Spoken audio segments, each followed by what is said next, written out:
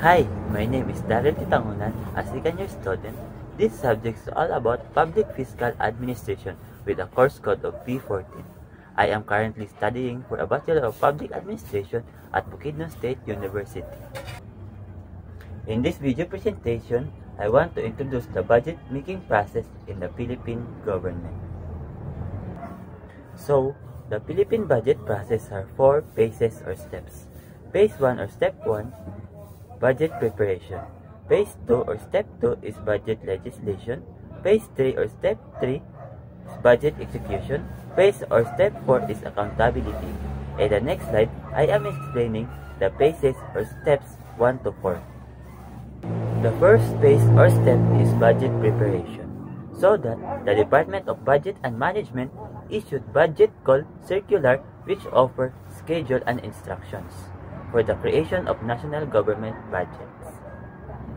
The local government units or LGUs and the government agencies create their budget proposal based on their projects, activities, and plans.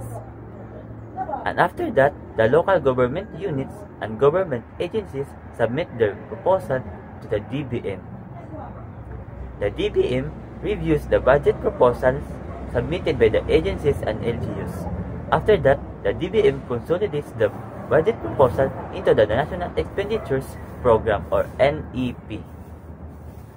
So, that's the first phase or step in the Philippine budget process.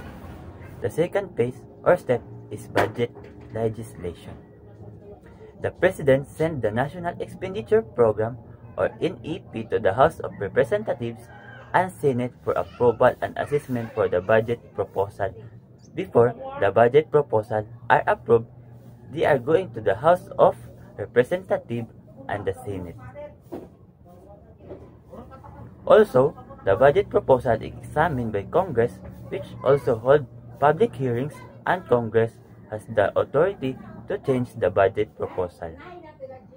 At this, the Congress passes the General Appropriation Act or GAA. It means the national budget has been approved.